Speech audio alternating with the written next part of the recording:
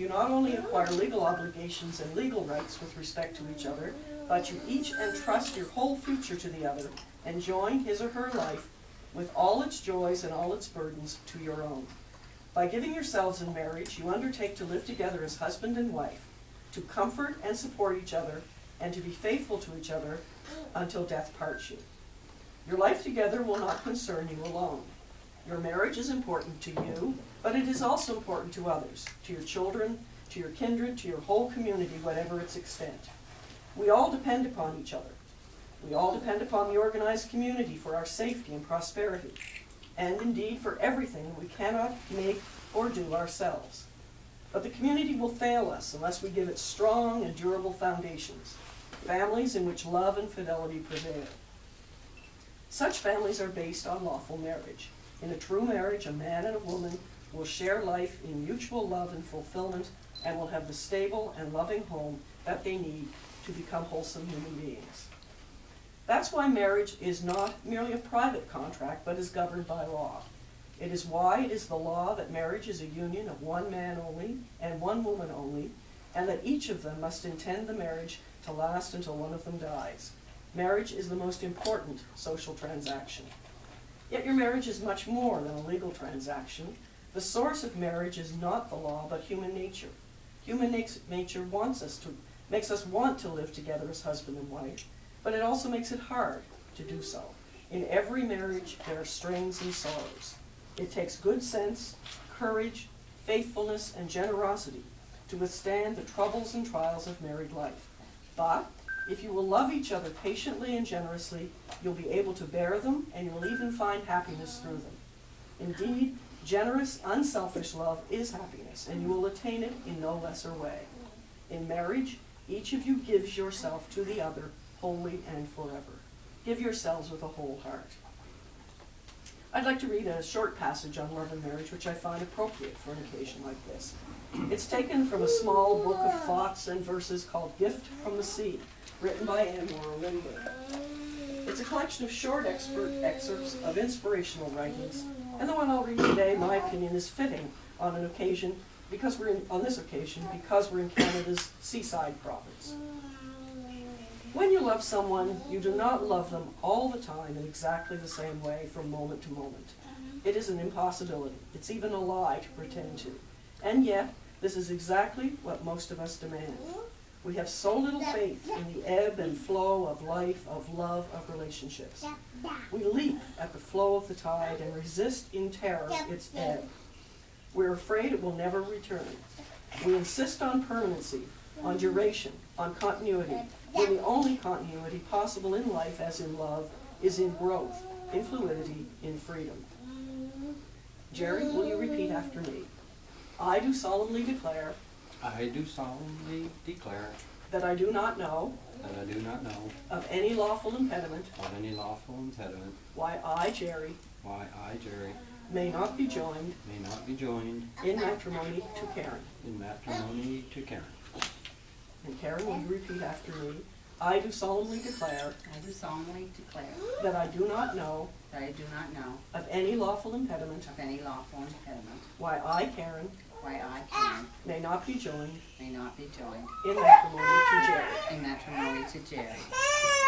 Will you, Jerry, take Karen, here present, to be your lawful wife, to have and to hold, forsaking all others from this day forward, for better or worse, for richer or poorer, in sickness and in health, so long as you both shall live? I will. Will you, Karen, take Jerry, here present, to be your lawful husband, to have and to hold, forsaking all others from this day forward, for better or worse, for richer or poorer, in sickness and in health, so long as you both shall live? I will. Jerry, will you repeat after me? I call upon. I call upon. All persons present. All persons present. To witness that I, Jerry. To witness that I, Jerry. Do take thee, Karen. Do take thee, Karen. To be my lawful wedded wife. To be my lawful wedded wife. As a token. As a token. Of the solemn vows. Of the solemn vows. Of this marriage. Of this marriage. I, Jerry, give I, this Jerry, ring. Give this ring. Where is it? It's here.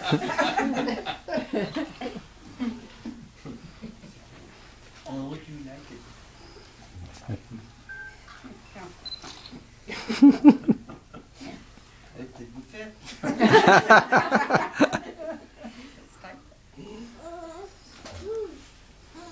Oh, too much salt today.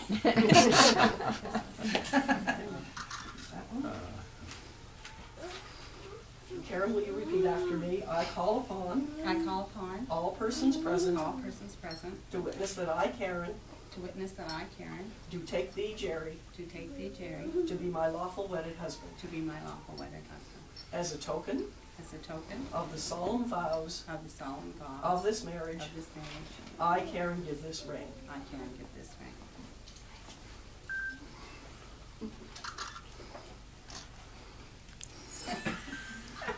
Yours went on easy the other day. Too much There's a salt. way to do it. You get one right here? It's there to stay, I think. That's the idea. Too much Christmas cookies.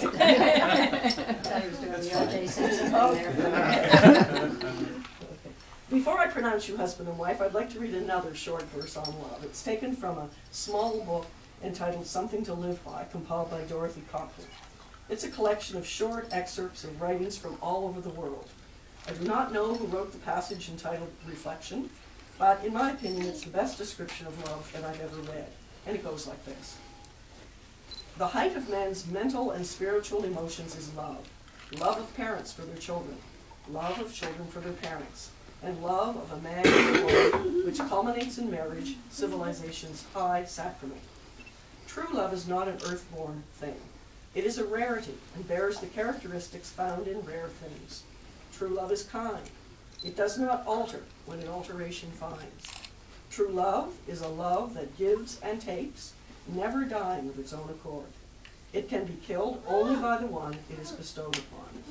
It can weather hardships, sorrows, and all earthly things, so long as the rules of love are not broken. Love, like friendship, is governed by the laws of cause and effect. The rewards of love are as great as the efforts contributed to gain it. If love is built on a strong foundation of respect and admiration, and grows little by little with tiny deeds of kindness cementing it firmly, with consideration for the wealth of both individuals, then love will live forever, faithful and undying. There's no place in true love for disrespect, criticism, selfishness, and neglect. Occasionally it's wise to ask ourselves, am I kind? Am I considerate? Am I selfish? Am I thinking of my own personal desires, or am I thinking of the true welfare of all concerned? Do I respect the individuality of my loved one's interests, desires, and opinions? Or do I expect them to coincide with my own? Like other rare things, love is destructible. Because love is an intangible thing, we do not always recognize the tangible attributes that control it. Because it is freely given, we often disregard its value. Love is most precious. It is fulfillment of the law and deserves our knowledge and diligence to preserve it, guard it from tarnish, injury, or destruction. And now, by virtue of the authority vested in me by the Solemnization of Marriage Act, I hereby pronounce you husband and wife. Great. Yeah.